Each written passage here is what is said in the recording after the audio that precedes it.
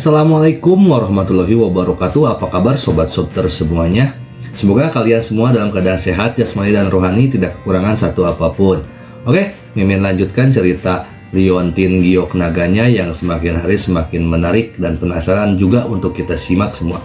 Tanpa berlama-lama, kita lanjutkan saja ceritanya versi audio. Bab 201-205, Sister Yun di sebelah Chen Ruoqi memperhatikan bahwa Ye Chong hanya menatap Chen Ruoqi, dan diam-diam mengingatkan Ye Chong, pria kecil yang tampan. Gadis itu memiliki temperamen yang keras kepala. Dia hanya memijat dan tidak menjual dirinya sendiri. Adikku menyarankan agar kamu memilih yang lain. Baru kemudian dia menyadari bahwa mungkin ada alasan mengapa Chen Ruoqi datang bekerja di sini. Itu dia, Ye Chong tersenyum, pria kecil yang tampan. Dengarkan saran kakakku. Tidak, aku menginginkannya. Saudari Yun menggelengkan kepalanya, lalu berkata, oke, si kecil tampan pria akan pergi dulu mandi, lalu Xiaoqi akan naik untuk melayanimu. Ye Chong berjalan pergi sambil tersenyum. HMPH, pemuda lain yang tidak tahu ketinggian langit dan bumi. Kata Sister Yun dengan marah. Nyatanya, sebelum Ye Chong, banyak orang yang memilih Chen Ruoqi. Bagaimanapun, Chen Ruoqi adalah yang tercantik di antara mereka, dan dia memiliki temperamen yang relatif murni. Tetapi tidak satupun dari orang-orang ini yang berhasil tanpa kecuali. Chen Ruoqi hanya menyediakan layanan pijat untuk orang-orang ini dan tidak melakukan hal lain. Jadi Chen Ruoqi terkenal hanya menjual karya seninya tetapi tidak menjual tubuhnya. Tapi semakin seperti ini, semakin banyak orang yang tertarik untuk datang. Semuanya ingin menaklukkan Chen Ruoqi. Bisnis Clubhouse juga meningkat pesat. Sister Yun secara alami menganggap Ye Chong sebagai orang seperti itu. Kamu mandi, memakai jubah mandi besar, dan datang ke ruang peristirahatan umum di lantai 2. Lampu di aula redup, dan ada kursi setiap 7 atau 8 meter, yang sangat pribadi. Ada pria berbaring di banyak kursi, dan seorang gadis di sebelah mereka sedang memijat. Ye Chong menemukan tempat di mana tidak ada orang dan duduk. Dia telah menemukan bahwa beberapa pria besar yang mengambil anggurnya sebelumnya semuanya sedang beristirahat di aula. Ketika Ye Chong mengamati pria besar itu, Chen Ruoqi sudah berjalan mendekat, memegang 2 botol minyak esensial aromatik di tangannya. Aku tidak menyangka kamu datang ke tempat seperti ini. Chen Ruoqi berkata dengan marah.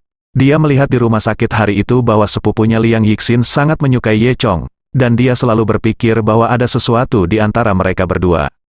Jadi, sekarang Ye Chong datang ke tempat seperti ini. Chen Ruoqi merasa Ye Chong kasihan pada Liang Yixin. Ye Chong tersenyum dan berkata, kamu bisa datang ke tempat seperti ini untuk bekerja. Kenapa aku tidak bisa? Chen Ruoqi cemberut, tidak ingin mengatakan apa-apa lagi. Yah, kamu berbaring? Chen Ruoqi berkata, buka jubah mandi. Hah, Ye Chong menatap Chen Ruoqi dengan waspada, apa yang kamu lakukan? Bisakah sesuatu yang baik terjadi? Chen Ruoqi memutar matanya. Apalagi yang bisa kamu lakukan? Bukankah kamu memintaku untuk memijatmu? Aku akan membuatmu rileks dulu. Setelah selesai berbicara, Chen Ruoqi menarik bangku dan duduk. Baiklah, taruh. Hah, Ye Chong berkedip. Bagaimana situasinya? Chen Ruoqi melihat penampilan Ye Chong dan tahu bahwa ini adalah pertama kalinya dia di sini, dan dia tidak mengerti prosedur di sini. Kemarahannya juga banyak mereda karena ini. Apa yang kamu takutkan? Aku hanya memijat pelipismu dulu, dan aku tidak akan memakanmu, oh. Kata Ye Chong, berbaring di pangkuan Chen Ruoqi. Ini seperti berbaring di atas bola marshmallow. Ye Chong perlahan menutup matanya, kemudian, dia merasakan 2 tangan kecil yang lembut dengan lembut bertumpu di kepalanya, dan buku-buku jarinya dengan lembut menekan pelipisnya. Kemudian kedua tangan kecil itu berputar sedikit. Bagaimana? Apakah nyaman? Apakah kekuatannya baik-baik saja? Tanya Chen Ruoqi. Ya, sangat nyaman, kata Ye Chong dengan senang. Dia biasa memijat orang lain, tetapi dia tidak menyangka akan merasa begitu nyaman dipijat. Pantas saja Tang Chun tidak bisa menahan tangis setiap saat.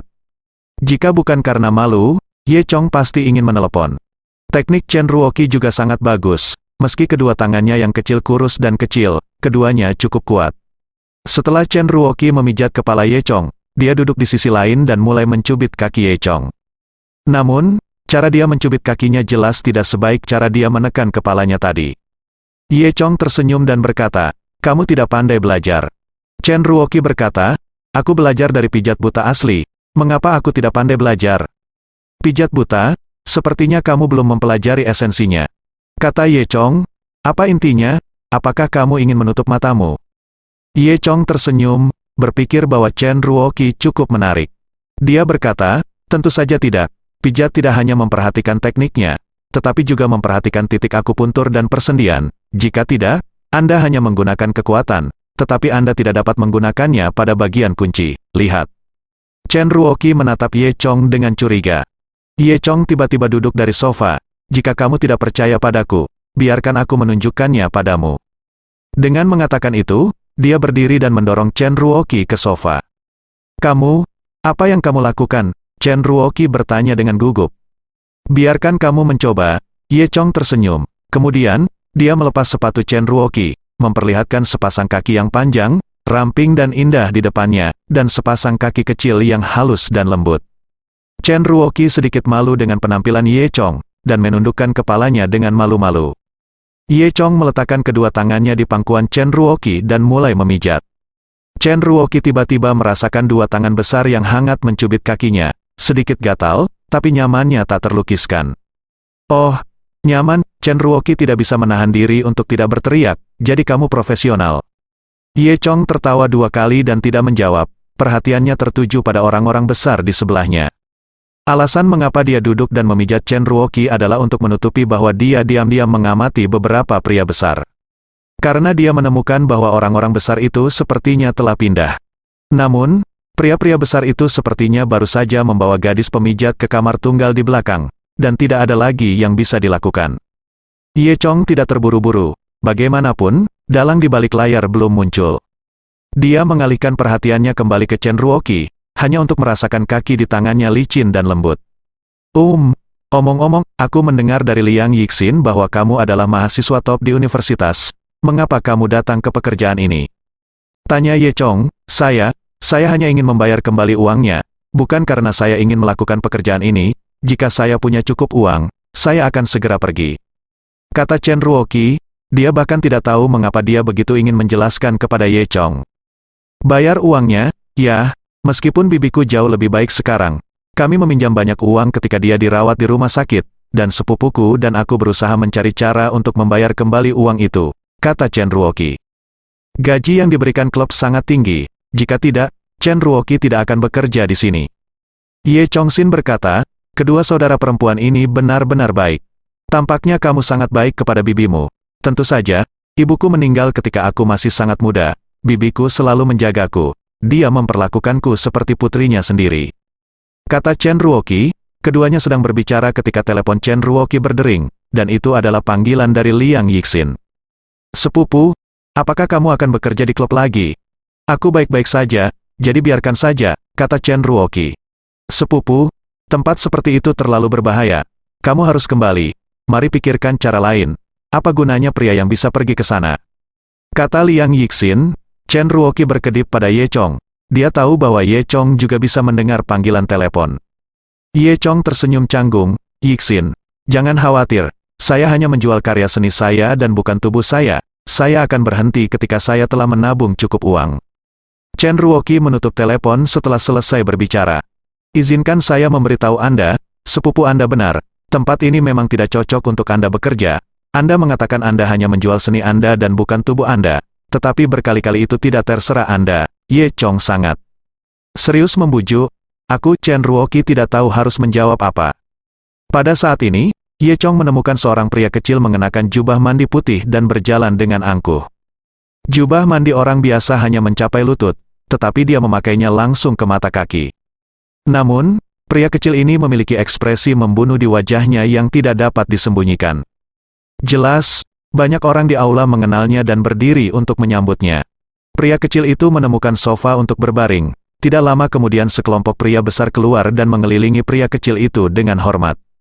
Sepertinya lelaki kecil ini yang harus memesan anggur, Ye Chong berpikir sendiri. Pria kecil itu mengangkat kaki erlang dan melihat sekeliling dengan penuh kemenangan.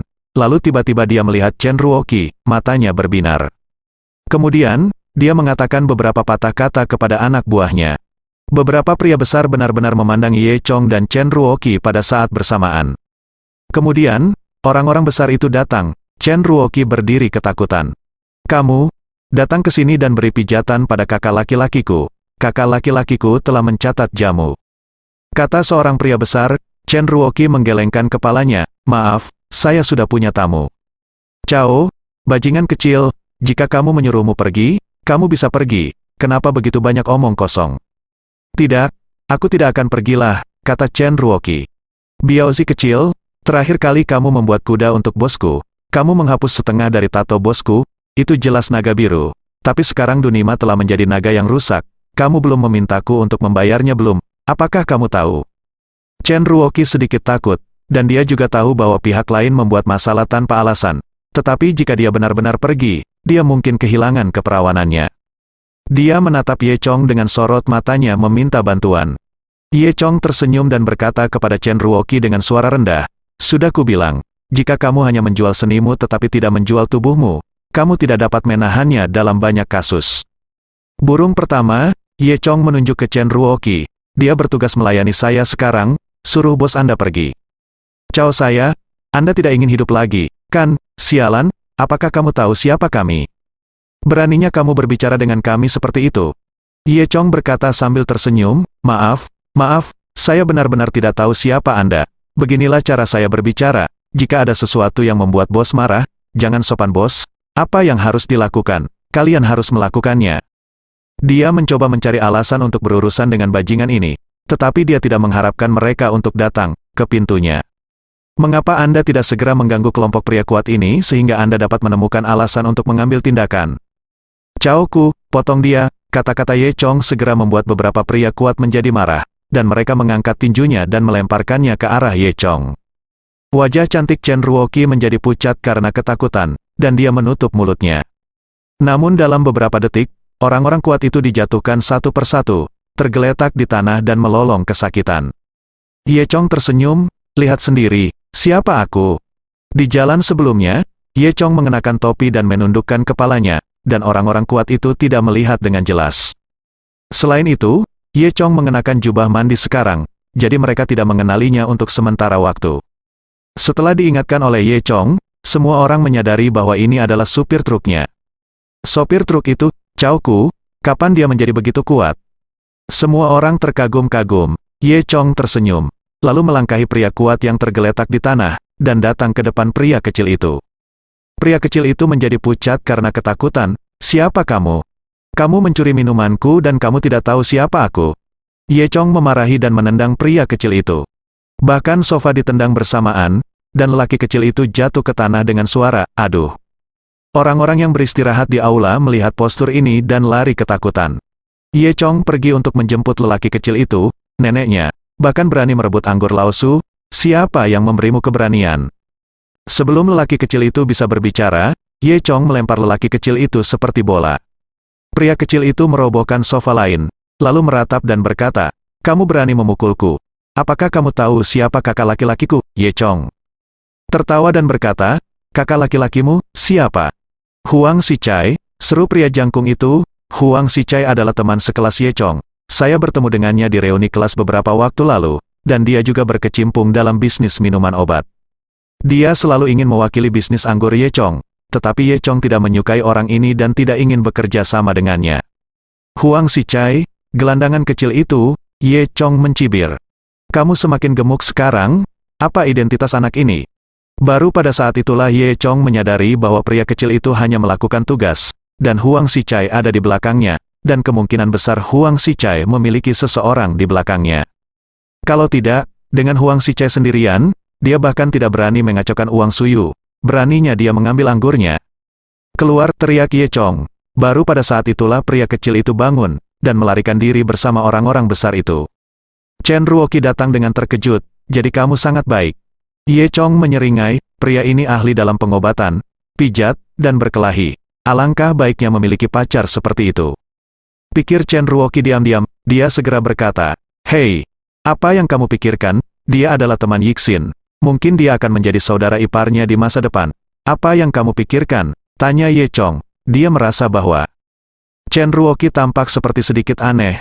Tidak apa-apa, kata Chen Ruoqi dengan wajah memerah. Setelah itu, keduanya berganti pakaian dan meninggalkan clubhouse. Aku akan membantumu membayar kembali berapa banyak hutangmu. Jangan datang ke sini untuk bekerja di masa depan. itu terlalu berbahaya.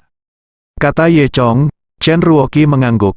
Saya pasti tidak akan datang ke sini untuk bekerja. Tetapi saya tidak membutuhkan bantuan Anda untuk membayarnya kembali. Bahkan jika Anda membayarnya kembali untuk kami, bukankah kami masih berutang uang kepada Anda? Ye Chong tersenyum dan berkata, saya tidak terburu-buru untuk membayar Anda kembali. Kalau begitu, saya akan kembali dan membicarakannya dengan Yixin. Kata Chen Ruoqi. Setelah itu, Ye Chong mengucapkan selamat tinggal pada Chen Ruoqi, kembali ke truk dengan anggur, dan kembali ke perusahaan anggur. Kakak Chong, kamu kembali, apakah kamu baik-baik saja? Lin Tianqi tidak bisa menahan kegembiraan saat melihat Ye Chong kembali dan truknya aman dan sehat. Kemudian Ye Chong memberitahu mereka berdua apa yang terjadi. Apa, Su Yu memukul meja dengan marah, bajingan Huang Sicha itu berani mencuri anggur kita. Dia mengeluarkan teleponnya dan segera menelepon Huang Sicha. Hei, kakak Su, mengapa kamu berpikir untuk meneleponku? Suara berminyak Huang Sicha terdengar dari ujung telepon. Huang Sicha, aku bertanya padamu, apakah kamu merampok anggurku? Oh, kakak Su, ini salah paham, kesalahpahaman. Adik laki-lakimu sendiri sudah mengakuinya. Aku tidak bisa. Kakak Su, kamu haruskah kita bertemu dan berbicara? Oke, di mana kamu? Aku tepat di seberang perusahaanmu. Apa? Su Yukian terkejut. Di mana kamu? 7 gedung kantor cerita di seberang perusahaan Anda. Sekarang perusahaan saya. Huang Sicha tersenyum dan berkata, sampai jumpa di kedai kopi nanti. Kota Beijiang, keluarga Qin Yulong menatap telepon dengan linglung, dan sebuah video kecil diputar di telepon. Dalam video tersebut, merupakan rekaman nyata seorang selebritas internet yang bermalam di Gunung Panlong. Oh, beli kue, benar-benar tidak ada hantu di Gunung Panlong. Bayiku secara pribadi telah memverifikasi bahwa semua legenda aneh tentang Gunung Panlong tidak murni. Oh, beli kue. Selebriti internet ini Ye Chong yang membayar banyak uang untuk menemukannya dengan sengaja. Tujuannya adalah untuk memberitahu semua orang bahwa Gunung Panlong bukan lagi tempat yang penuh dengan legenda aneh. Begitu video itu muncul, itu langsung menimbulkan kegemparan. Terutama para taipan real estate itu, mereka semua tahu apa arti video ini. Nilai Gunung Panlong bertentangan dengan langit. Jika legenda aneh sebelumnya tidak ada, maka tanah ini akan menjadi tanah terpanas di kota Beijiang. Sangat disayangkan bahwa sekarang Gunung Panlong telah diambil oleh Ye Chong sejak lama, dan sekarang orang-orang ini hanya bisa memukul dada dan menghentakkan kaki. Qin Yulong menonton video itu lagi, lalu dengan marah melempar telepon ke atas meja. Saat ini, Qin Yuhu masuk dari luar. Apa yang terjadi dengan Gunung Panlong? Tanya Qin Yulong. Saudaraku, apakah kamu sudah menonton video itu? Tanya Qin Yuhu. Qin Yulong mengangguk dengan ekspresi muram. Apakah ini ada hubungannya dengan Ye Chong? Qin Yuhu bertanya. Mungkinkah Ye Chong memiliki kemampuan untuk mengubah tempat jahat Gunung Panlong menjadi tempat yang diberkati? Dia tidak akan memberi Ye Chong 100 juta dengan sia-sia. Kedua bersaudara itu masih menunggu hari di mana Ye Chong akan dibunuh oleh Gunung Panlong. Tapi sekarang sepertinya bukan Panlongshan yang membunuh Ye Chong, tapi Ye Chong yang menaklukkan Panlongshan. Apa yang harus kita lakukan sekarang? Tanya Qin Yuhu. Jangan khawatir, saya akan membahas masalah ini setelah saya menyelidikinya. Kata Qin Yulong dengan muram. Qin Yuhu mendengus dingin. Saudaraku, aku tidak memiliki banyak kesabaran sepertimu. Aku sudah memikirkan cara untuk menghadapi Ye Chong. Jangan khawatir, saudaraku, rencanaku sempurna. Bahkan jika sesuatu terjadi, itu tidak akan melibatkan kita. Qin Yuhu mencibir. Su Yukian menutup telepon Huang Sicha, dan menatap Lin Tianqi dengan cemas. Caoku, anak ini menjadi kaya, mengontrak gedung di seberang. 10 menit kemudian, Ye Chong bertiga datang ke kedai kopi di sebelah dan bertemu dengan Huang Sicha. Kedai kopi ini dibuka di tengah banyak gedung perkantoran, hanya untuk menyediakan tempat sementara bagi orang-orang yang membicarakan bisnis. Huang Sicha mengenakan jas, dan menyapa dengan wajah berminyak, Ye Chong, Brother Su, dan Tuan Muda Lin, lama tidak bertemu, jadi. Itu milik Rice Group, Su Yukian menggoda, saya tidak menyangka Anda dapat mengontrak tempat itu. Huang Sicha berkata sambil tersenyum, haha, saudara Su di atas, saya tidak memiliki kekuatan seperti itu, keluarga Qin yang mengontrak di sana, keluarga. Qin, Lin Tianqi dan Su Yukian berkata dengan heran bersamaan. Itu benar, saya hanya bekerja untuk keluarga Qin. Kata Huang Sicha sambil menyeruput kopi dengan santai. Maksudnya sudah jelas, dia hanya ingin memberitahu Ye Chong dan mereka bahwa sekarang aku, Huangxi, milik keluarga Qin. Su Yuqian mencibir, jadi Anda naik ke keluarga Qin? Tidak heran Anda begitu berani sekarang, berani mencuri anggur kami. Oh, Saudara Su, ini bukan omong kosong. Saya, Huang Xichai, tidak akan melakukan hal seperti itu. Kata Huang Xichai sambil tersenyum. Kentut, bawahanmu telah mengakuinya secara pribadi. Kata Su Yuqian, itu pasti dilakukan oleh bawahanku. Aku benar-benar tidak mengetahuinya. Kata Huang Xichai, melihat sikap Huang Xichai, gigi Su Yuqian dan Lin Tianqi terasa gatal. Huang Xichai menyesap kopi lagi dengan santai, dan kemudian berbisik kepada Su Yuqian. Saudara Su, izinkan saya memanggil Anda Saudara Su untuk wajah Anda. Jangan katakan saya tidak mengakuinya, bahkan jika saya mengakuinya, apa yang bisa Anda lakukan? Lakukan padaku. Wajah gemuk Su Yuqian memerah. Jangan lupa, aku adalah keluarga Qin sekarang. Huang Xichai berkata dengan dingin. Ye Chong tersenyum dan berkata, keluarga Qin luar biasa, aku akan mengalahkan Qin Yuhu saat dia datang. Jika kamu berani mempermainkan kami lagi, lihat apakah aku bisa berurusan denganmu. Kata-kata Ye Chong mengejutkan Huang Xichai, yang menyipitkan. Mata-matanya dia melirik Ye Chong, lalu berbalik dan pergi. Orang macam apa ini? Dia seekor anjing, kata Su Yuqian dengan marah.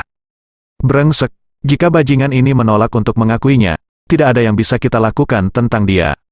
Lin Tianqi mengayunkan tinjunya dengan marah. Ye Chong menghibur mereka dan berkata, jangan khawatir, cepat atau lambat aku akan menangani orang seperti ini. Sejak Ye Chong dan yang lainnya mendekati Huang Xichai, tidak pernah ada perampokan anggur. Tampaknya meskipun Huang Xichai tidak mengakuinya, dia masih banyak menahan diri. Lin Tianqi berkata bahwa Huang Xichai pasti ketakutan dengan kata-kata Ye Chong. Perusahaan anggur telah kembali normal, dan memiliki banyak pendapatan setiap hari. Ye Chong menyerahkan perusahaan minuman keras kepada Lin Tianqi dan Su Yuqian, dan menjadi penjaga toko sendiri. Namun, setelah beberapa hari stabil di desa, dia menerima telepon lagi dari Lin Tianqi. Cao Ku, Saudara Chong, datang dan lihatlah, pria gendut itu dan aku semakin tua dan tidak beruntung selama 2 hari ini. Lin Tianqi menghela nafas. Ye Chong buru-buru mendatangi Lin Tianqi dan Su Yuqian, dan menemukan bahwa keduanya tidak dalam kondisi baik. Lin Tianqi tampak kuyu dan berjalan pincang.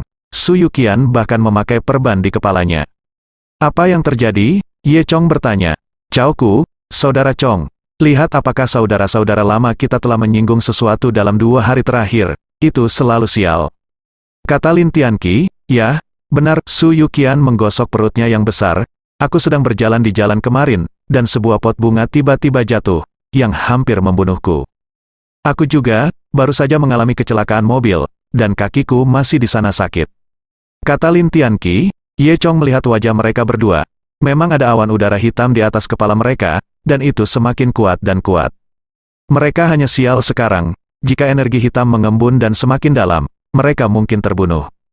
Di mana saja kamu beberapa hari ini? Siapa yang kamu provokasi? Tanya Ye Chong. Tidak, kami sibuk di kilang anggur selama 2 hari terakhir, dan kami belum keluar sama sekali, apalagi memprovokasi siapapun. Lin Tianqi menjawab, dan bukan hanya kami, banyak eksekutif tingkat tinggi di perusahaan kami merasa tidak enak badan, atau mereka tidak melakukannya dengan baik akhir-akhir ini. Kata Su Yuqian. Lin Tianqi tiba-tiba teringat sesuatu, menamparkan pahanya, dan menyeringai kesakitan. Oh, aku tiba-tiba teringat bahwa orang-orang yang mengadakan pertemuan di ruangan hari itu sepertinya sangat tidak beruntung baru-baru ini. Ye Chong mengerutkan kening, dia tahu bahwa semuanya tidak sederhana. Ayo pergi ke ruang konferensi tempat kamu mengadakan pertemuan. Lin Tianqi dan Su Yuqian buru-buru membawanya ke ruang konferensi di lantai 3. Begitu dia memasuki ruang pertemuan, Ye Chong merasakan roh jahat datang ke arahnya. Tidak heran mereka tidak beruntung, dikuasai oleh roh jahat ini sepanjang hari, tidak ada orang yang tidak beruntung. Di antara mereka, Lin Tianqi dan Su Yuqian adalah yang terburuk, karena sering datang ke ruangan ini. Jika berlangsung selamanya, saya khawatir keduanya akan dibunuh oleh roh jahat ini. Ye Chong sangat aneh, ketika dia membeli kilang anggur, dia memeriksanya bola-balik. Meskipun tempat ini tidak dianggap sebagai tempat pertanda geomantik, namun jelas bukan tempat di mana roh jahat dapat menghantui. Jadi apa alasannya? Ye Chong membuka jendela sambil berpikir. Di seberang gedung kantor 7 lantai, dan platform batu berbentuk prisma segitiga dibangun di atas atap gedung kantor. Satu sisi prisma segitiga menghadap ke ruangan tempat Ye Chong berada. Jantung Ye Chong berdetak kencang, dan dia akhirnya mengerti apa yang sedang terjadi. Seseorang benar-benar mengubah pola feng shui platform batu dengan prisma segitiga, mengumpulkan angin masa lalu menjadi pisau besar tanpa terlihat.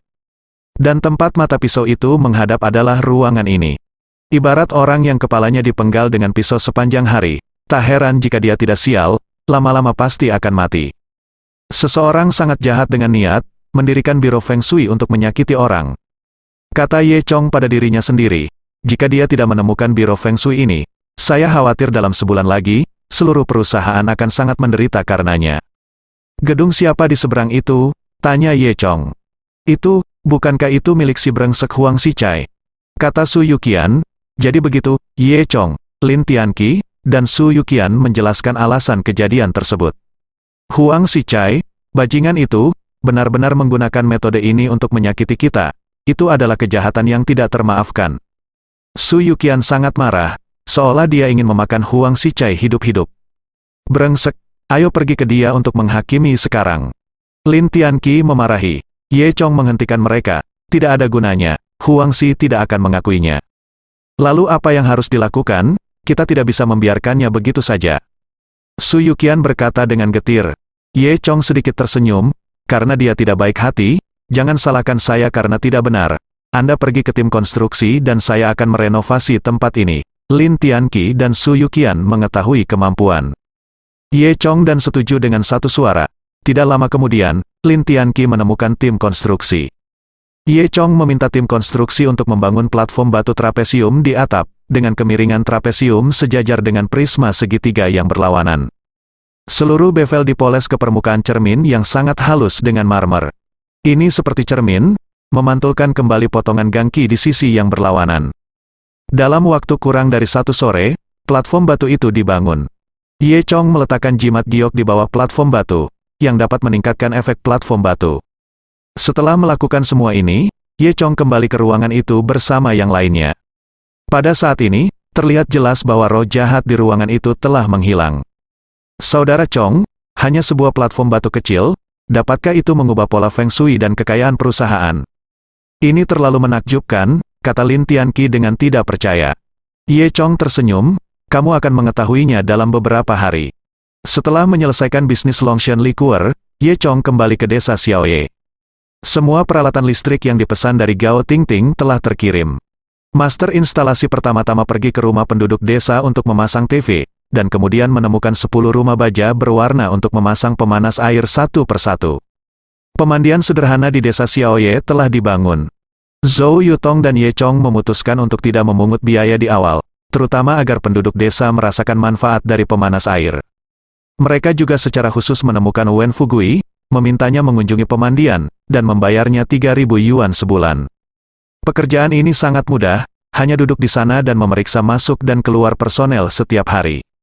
Bagi Wen Fugui yang dulunya seorang guru, tidak ada kesulitan dalam menulis dan menggambar.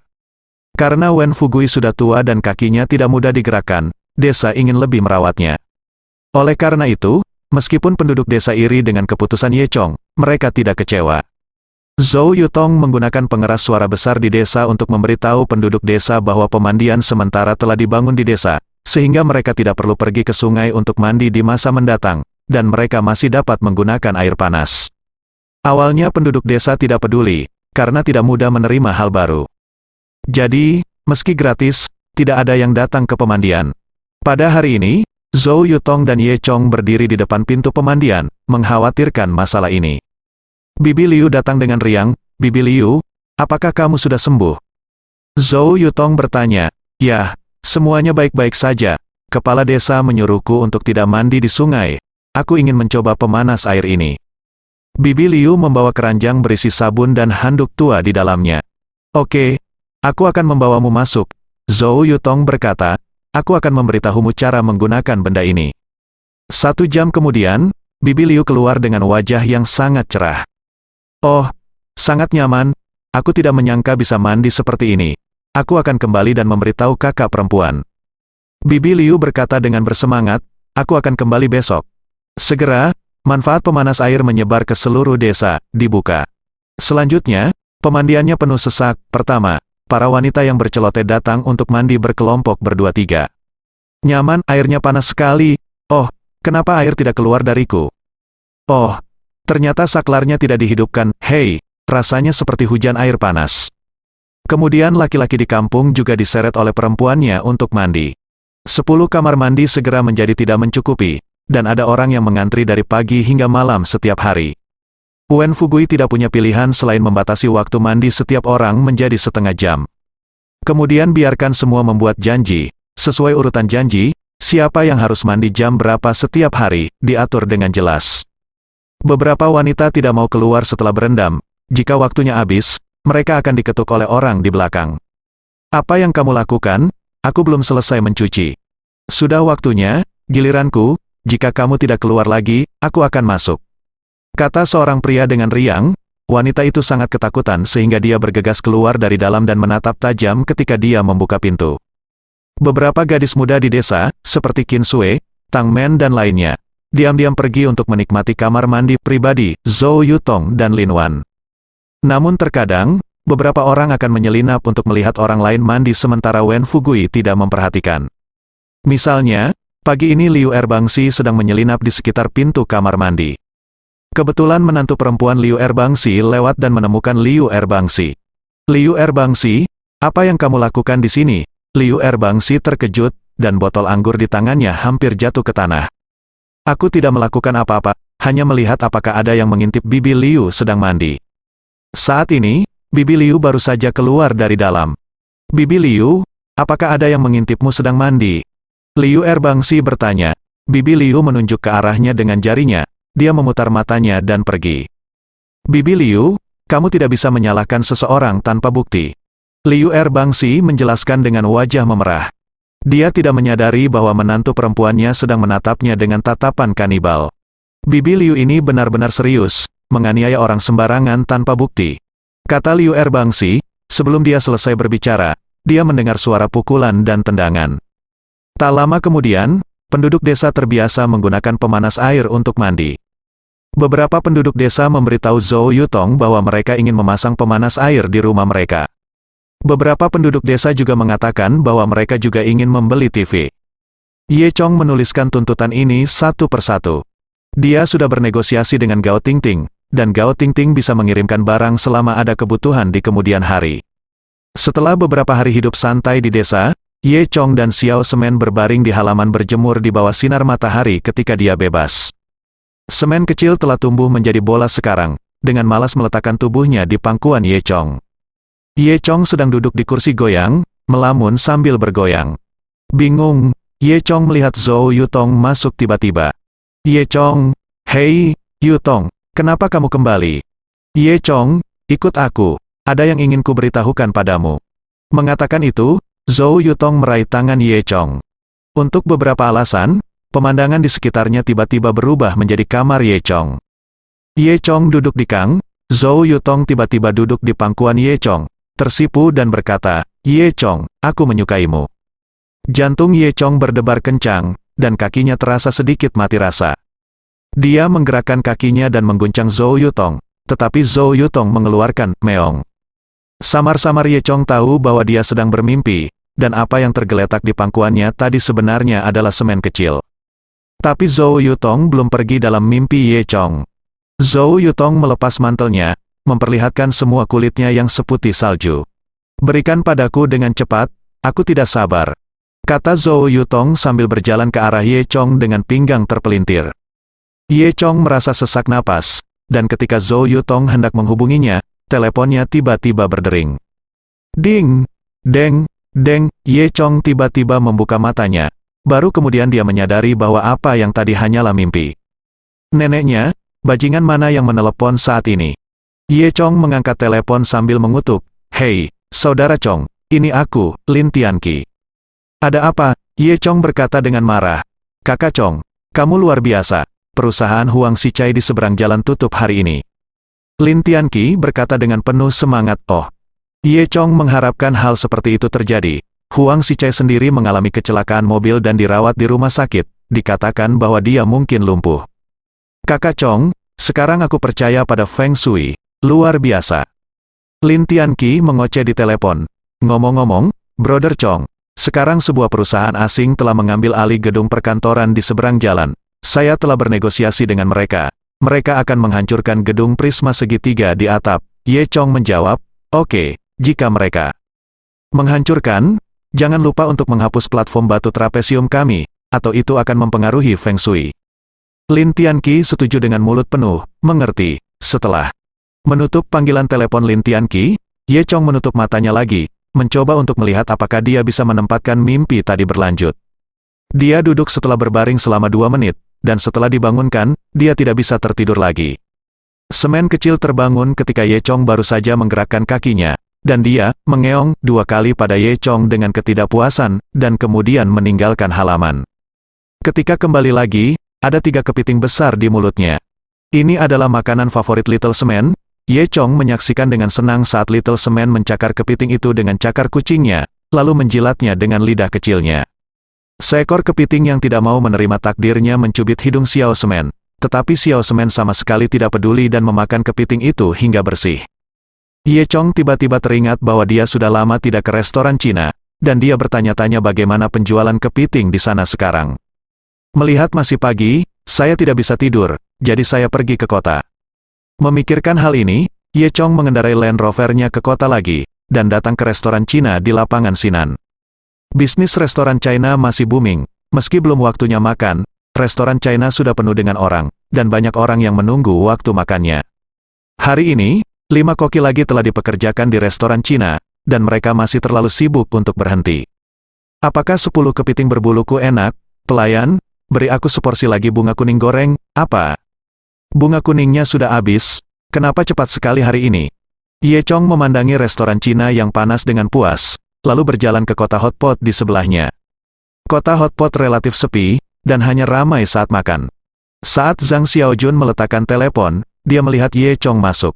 Zhang Xiaojun mengenakan kaos lengan panjang berwarna merah muda hari ini, dan sepasang celana lebar kaki berwarna coklat di bagian bawah tubuhnya, yang terlihat bertenaga.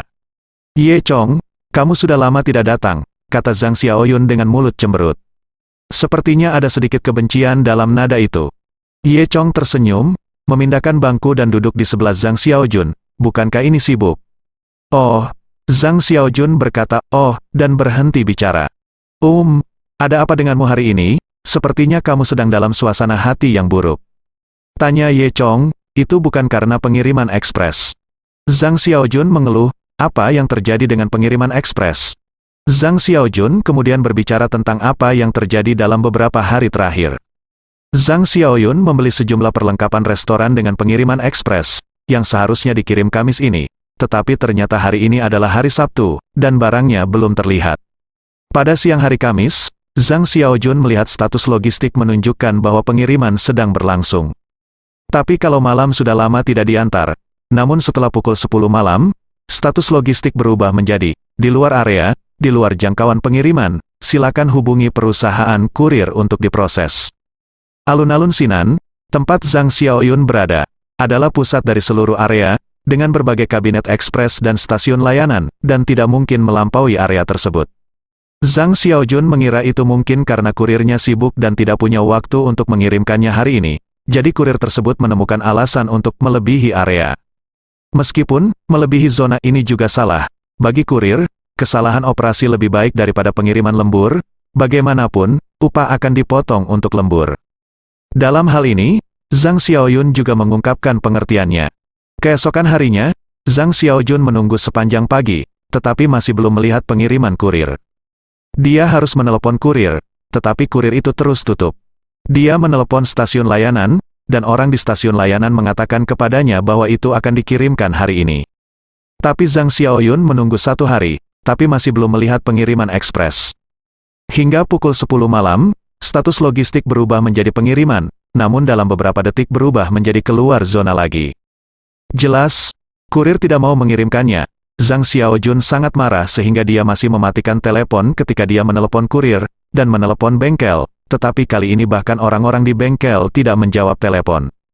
Karena barang belum diantar, peralatan makan sekali pakai di restoran China sudah tidak cukup lagi. Zhang Xiaojun tidak punya pilihan selain memindahkan beberapa peralatan makan dari Hotpot City. Jika barang tidak dapat dikirimkan, tidak akan ada peralatan makan di kedua sisi. Hari ini adalah hari Sabtu, dan Zhang Xiaojun menelepon di pagi hari. Orang di telepon hanya meminta Zhang Xiaojun menunggu hasilnya, tetapi bahkan tidak mendengarkan apa yang dikeluhkan Zhang Xiaojun. Hasilnya masih belum ada hasil hingga sore hari. Zhang Xiaojun tidak punya pilihan selain menelepon lagi untuk mengeluh, tetapi telepon masih mengatakan harap tunggu hasilnya dengan sabar. Ketika Zhang Xiaojun baru saja menelepon untuk ketiga kalinya, sisi lain telepon tampaknya berada di bawah tekanan dan memberitahu Zhang Xiaojun bahwa kurir yang bersangkutan telah dihukum. Ketika Zhang Xiaojun bertanya tentang hukuman itu, sisi lain telepon terputus. Hingga saat ini, Zhang Xiaojun belum menerima barang tersebut. Pengiriman ekspres apa? Tanya Ye Chong. Apex Logistics, kami adalah perusahaan kurir terbesar, ini benar-benar pengganggu toko. Kata Zhang Xiaojun dengan marah. Pada saat ini, Zhang Xiaojun tiba-tiba menemukan seorang kurir berjalan di depan pintu, mengenakan pakaian Summit Logistics. Dia buru-buru mengejarnya, dan Ye Chong mengikutinya. Tunggu sebentar, mengapa pengiriman ekspres saya belum tiba? Tanya Zhang Xiaojun, kurir datang untuk menerima barang, tetapi dia tidak menyangka akan ditemukan oleh Zhang Xiaojun. Ya, untuk saat ini masih ada masalah dengan kirimanmu. Kata kurir itu, apa masalahnya? Apakah di luar area? Zhang Xiaojun berkata dengan marah, karena kamu bisa datang untuk menjemput kurir, mengapa kamu tidak mengirimkannya kepadaku? Saya pikir kamu sengaja melakukannya. Diekspos oleh Zhang Xiaojun, dan dia hanya merobek wajahnya. Apa yang terjadi padaku dengan sengaja? Apakah kamu menuntutku? Oh, ngomong-ngomong, bukankah kamu sudah mengeluh padaku? Bagaimana? Apakah menurut Anda keluhan Anda akan berguna? Kamu, wajah Zhang Xiaojun memerah karena marah. Sudah kubilang, bahkan jika kamu membuat 100 keluhan, aku tidak akan terpengaruh. Jika Anda masih menginginkan barang-barang Anda, bersikaplah lebih sopan kepada saya tidak dapat menyembuhkan Anda seorang gadis kecil. Kurir itu mencibir, bagaimana sikapmu? Zhang Xiaojun berkata dengan marah. Itulah sikap saya, ada apa? Anda dapat menuntut saya. Saya juga dapat memberitahu Anda bahwa wajar jika kurir Anda disalahartikan sebagai luar daerah. Saya dapat mengirimkannya kepada Anda dalam setengah hari, bulan. Kata kurir itu dengan masuk akal. Berani. Kenapa aku tidak berani? Saya juga memberitahu Anda bahwa di masa mendatang, semua kurir dari keluarga Anda akan tertunda selama setengah bulan. Jika Anda memiliki kemampuan, jangan pernah menggunakan Summit Logistics, ancam kurir itu. Bersambung.